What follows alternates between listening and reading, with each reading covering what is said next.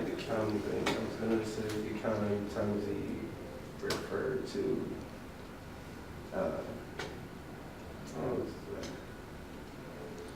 See how many times the word thou comes up. So thou might appear more than once in the line. So I might go thou, thou, thou, thou, thou. But we want to see each time the word thou came up. Well, are you able to see? That would make any sense. I was gonna say you see the most amount of times, like thou would occur in one line. In one line, we can do that too. Okay. So how would we go about that? So thou happening more than once in the line. So tap to complete, we're going to use egrep for this. And we're going to search for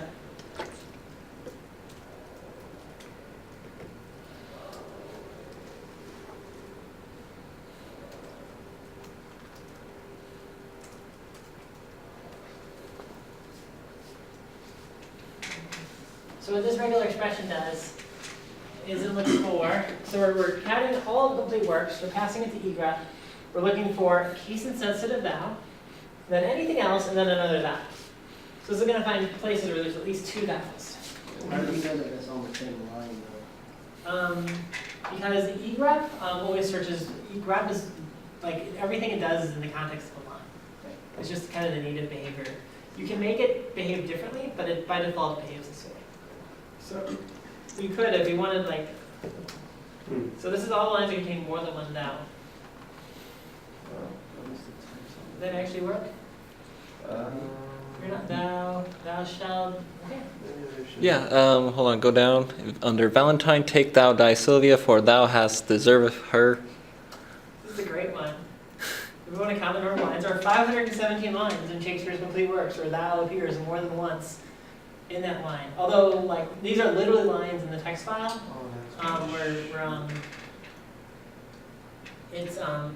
Yeah.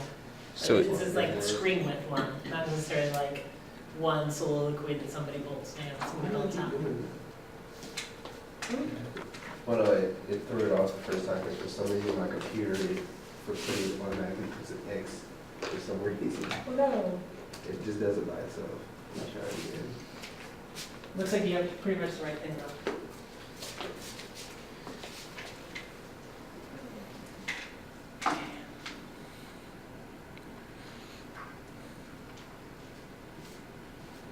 Let's do something else. So does that one sound relatively logical? Okay. Yeah. Let's count unique words. So complete.text has all that stuff in it. Let's count the number of unique words in the whole thing.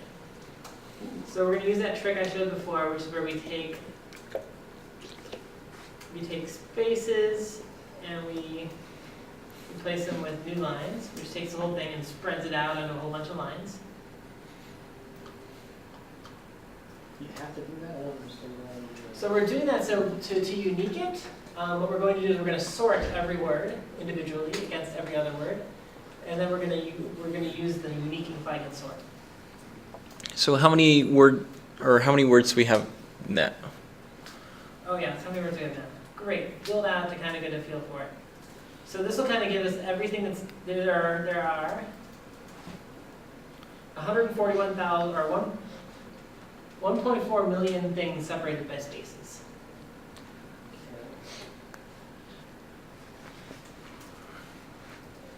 If we unique it, what it's doing now is it's actually taken all 1.4 million of those words in that document. Because he was a prolific writer, I guess. It's a lot of words, plus a license here.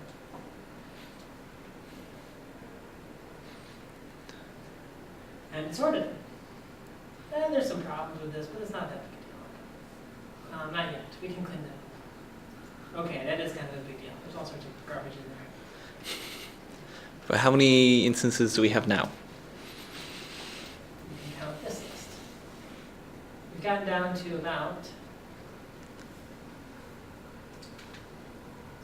sorting is kind of slow, especially 1.4 million things. 83,695. But that is counting zeal, and zeal separately. That's counting zeal 5-6 times. Zany. I didn't know Zany was in there. It's pretty cool. Okay. So we can further process this stuff, we can use send. Let's do everything that's not a letter.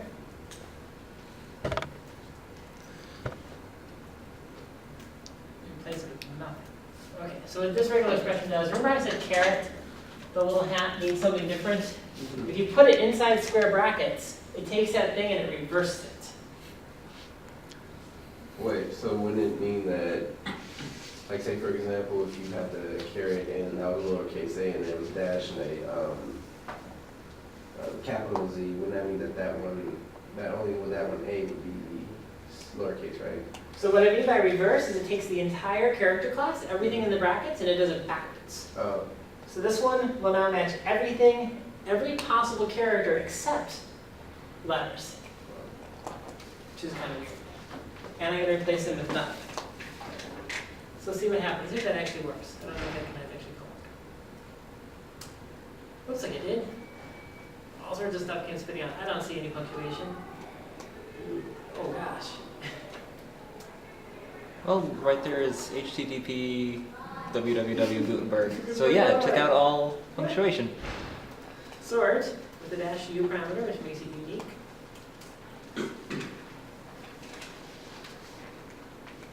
But this means like that words that have apostrophes in the middle are now getting kind of smushed down. So as I said, a lot of this stuff is really imprecise. Hey, that looks a lot better. Zany, zealous, young, younger, yonder. Okay, so that's a little better. I think that's a typo. Yickle? Maybe not. Okay.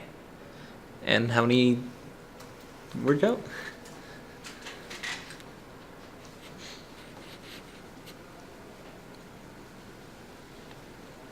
There we go. Come on, finish sorting. I know there's more like 60,000 in there. Why are you so slow? 34,300. We're getting better. Let's see what the actual answer is. Oh, I don't have a good idea. I'm sure it's on Wikipedia somewhere.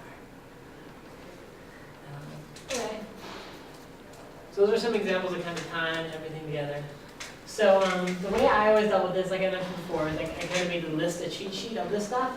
When I was doing a string of stuff, I would, when I was done, I would use another command. There's one command left I'm going to teach us. The command is history.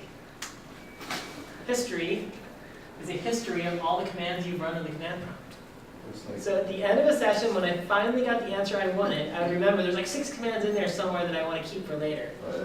So I'd take them and I'd copy them out and paste them into a text file. wow, 148. You copy and paste them into the text file to, like, what would that do for you? So then I'd take that text file and I'd open it up right next to my terminal, and then the next time I was in with a similar problem, I'd copy a command and paste it in and use it, and use the arrow key to go in and edit it. So the commands? This is all the commands you've run. In this session. It depends how it's set up. It might be, your system might default to by session. Mine default to like the last so many hundreds of commands. Like mine's set to it'll keep going until it runs out of space. So sometimes I'll have commands that'll be in there for weeks. Oh, this shows me since the beginning. Since the very beginning? Yeah. Oh, that's I cool. think. That's perfectly reasonable. Well, maybe not. Let's do something. You can also run commands in history. You can see how many times you run the CD command. Oh, that's funny. Meta. I've run the CD command this 203 actually times. shows- How many times have you run the CD command? This actually shows from when I started. Did you start it? This week, in school this semester. Awesome. Cool. See how many times you run the CD command? Oh, how Because we can use the same tools on this other tool. And all the stuff that is in I there. know we're backtracking, but I know pipe does exactly what it, like, what is it exactly? So pipe does, it takes what would appear on the screen from the last command, and then feeds it to the next command.